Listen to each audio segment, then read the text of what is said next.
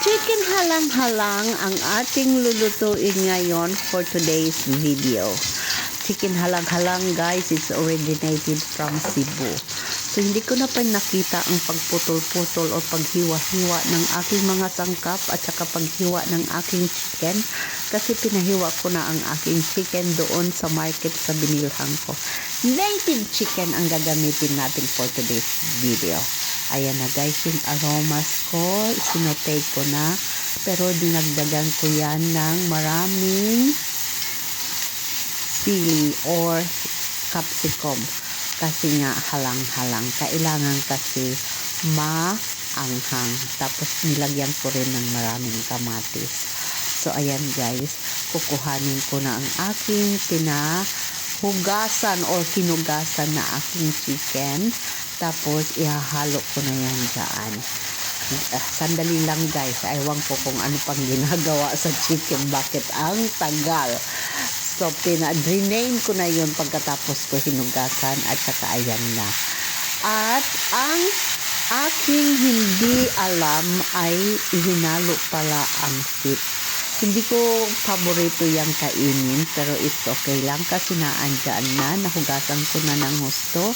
Minarinate ko yan ng asin muna at saka lemon, tapos hinugasan. And mekos-mekos ng husto para mahalo ang aking mga sangkap at saka ang chicken. Tapos papakuluan ko yan ng mga 1 oras para mag-absorb ang kanyang mga spices doon sa chicken, guys. Mayroong ibang klase din na pagluto ng chicken halang-halang, pwedeng gataan. Pero yung sa akin ay ibang klase na pagluto. Ang isinasanggap ko ay tuyo, at saka ayan patis, at saka mayroon akong oyster sauce. Tapos, ibang klase ito kasi nakapag-iyan, oyster sauce. Kasi noon nakapagluto na ako ng ginataan. Yung gata ang hinalo ko. So, this time is tuyo. So, parang hindi yan nagkakalayo ng adobo. The only thing is, ito ay maanghang. At saka mayroong kamatis.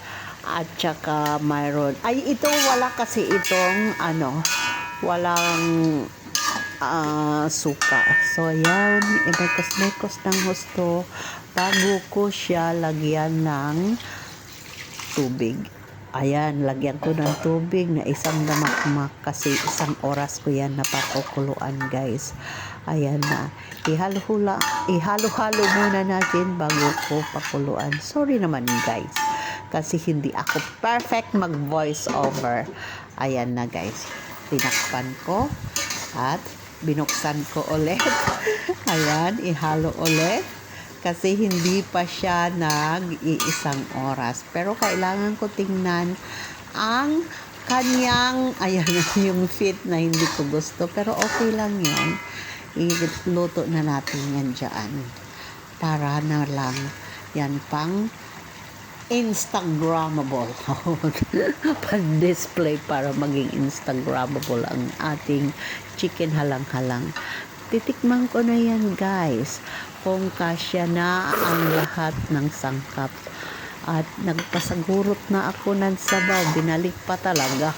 Nag-iisa lang naman ako ng kakain yan. Mekos-mekos na naman.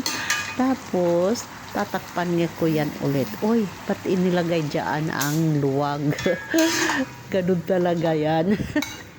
Ay, ano na ako. Luto na pala siya. At plating ko. Baka i-plating pa yan ng iba. Ayan na, guys. Ayan. Nag-1 oras na pala yun, guys. Ganun talaga ang pagbo-voice over na hindi mo na tinitingnan ang video kung ano na ang nangyari. Ayan na, guys. Oh, pinakita ko pa talaga yan. Yan yung mga spices niya. Nakikita pa yung luya. Ayan na, guys. Pinasikat ko pa talaga. Ayun. At magmumukbang na ako. Tingnan mo naman yan, yung plato ko. May bato pa ang ginamit na plato. Tapos, inilagay ko na ang aking sandamakmak na kanin at saka ang aking sandamakmak na chicken halang-halang. Ayan na guys, tabawan natin ang ating kanin at iplastar na natin dyan. Kung kulang pa ng anghang yan, ayan ang aking sambal. Tapos meron ako dyan kamatis. Inayos pa ang camera talaga at umupo na ako. Ayan, mag-ready na tayo. At, hoy guys, hindi ka pa dadasal. Oh, magtitikim na talaga. Nakalimutan siya magdasal. Ako, yun napahiya. Yan, nagdasal na. Magdadasal tayo palagi para magpasalamat sa Diyos kahit maliit or malaking bagay ang ating natatanggap. Nahihirapan at hindi tayo nahihirapan. Kailangan tayo magpapasalamat palagi sa Diyos. Display pa talaga ang aking sambal. Ayan, mag-unang subo na tayo. Tingnan niyo yung ano ko, bato. At masarap talaga yan. This is my first time na kumain dito sa Bato with halang-halang. And this is my first time I eat also chicken halang-halang with soy sauce. Kaya lalagyan ko pa ulit ng aking sauce. Titikim pa ulit kasi paborito ko ang adobo. Inayos pa talaga ang buhok para hindi makita ang uban. Ayan, nag-unang subo. Oh, ang sarap talaga. Masarap naman talaga yung mga sinaunang luto ito noon ng ating mga ninono. Kaya kain lang ng kain. Buto talaga siya kasi ang aking native na chicken hindi naman siya gaanong matanda pa. At saka chinap ng maliliit talaga ang pagka-chop ng yung sa market. Kaya hindi ko alam nung hinugasan ko na andyan na pala. So, ganun na pala ang hiwa niya. So guys, naalala ko noong maliliit pa kami. Ang tatay ko ay maraming manok na native. Pero marami din siyang manok na pangsabong. Ang nanay ko, pagka wala siyang ulam, nagkamali kaming hulihin ang pansabong na manok. Pero kami lahat, pinalo sa puwet. Pero hindi sila nag-away. Nagsisigawan lang, pero hindi pa daw yun away. Ganon talaga ang mga magulang ko noon. Pero nakakamiss sila nga. Kasi ang dami-dami naming native chicken kahit saan pwede kami kumuha. Ayan, palagi nag-aayos ng buhok ako kasi ang mga uban dyan na nakikita. Matagal na akong hindi nagpupunta sa salon kasi wala nga akong pangpasalon. Pag pinasahod ako ni AdSense, ayan, magpapasalon na ako. Char. Ayan na, ang sarap talaga niyang kain ko. Mauubusan na ako ng mga sinasabi, hindi pa talaga ito nauubos na aking pagmumukbang. Alam niyo guys, pagka nagmumukbang ako, parang nakumpleto ko na rin ang isang araw ko. Pero pagka hindi ako nagmumukbang, parang I miss 1/3 of my life. Ganon talaga guys. Pero hindi na ako nga magmumukbang ng gabi. Araw na lang. Pero 3 beses. Ayan na guys, nasumubo pa talaga ulit. At uubusin ko yung kanin na yan. Pero guys, in fairness, masarap talaga yan. Nagpakarob-karob pa ako ng kamatis. Yung kamatis na medyo hilaw-hilaw pa. Ang sarap talaga ng partner dyan sa aking chicken halang-halang. So, pagka umuwi ako, dadaan ako ng Cebu at titikman ko ang original ng aking chicken halang-halang. Ayun, naputol yan guys kasi nag-premiere ako. So, nag-continuation na naman ng another 4 minutes na pagkain. Ayun.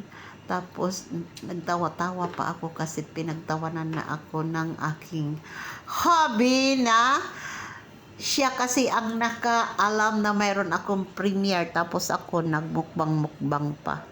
Si kain lang ng kain, guys. Oh, Kaya siguro malasa ang chicken halang-halang kasi nga mga buto lang ang ginagamit.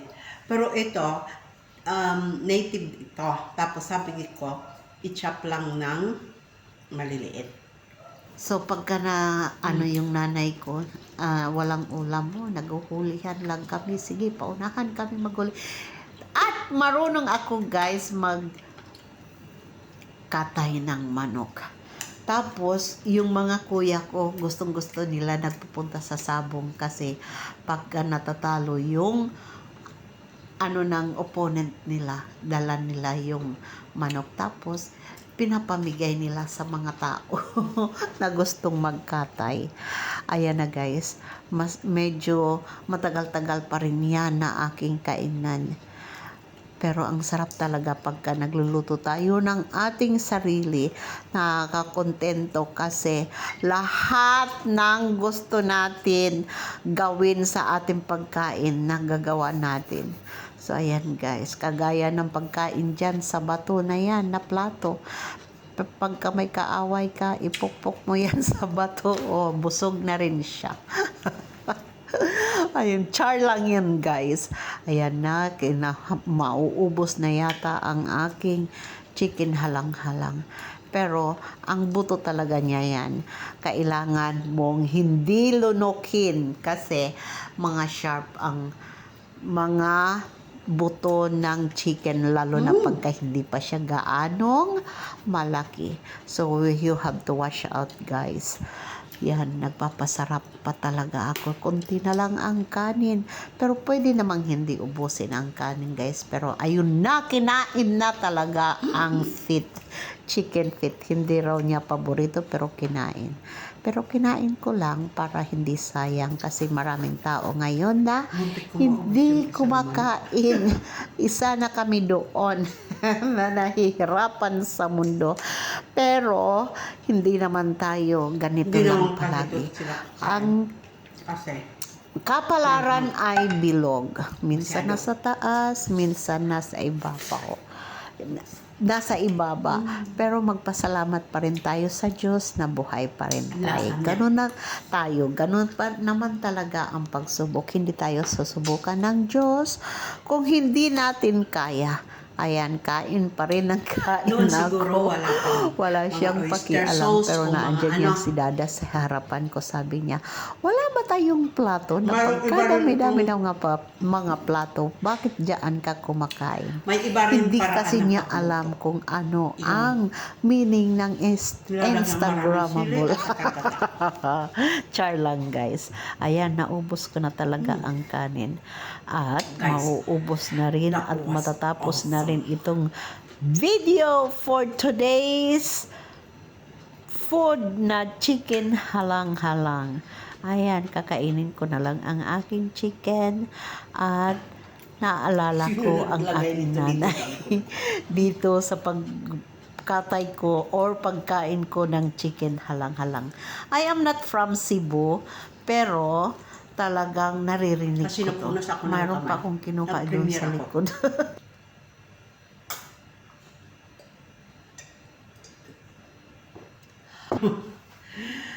Okay guys, thank you so much sa lahat ng lagi nagsusupport ng premiere ko.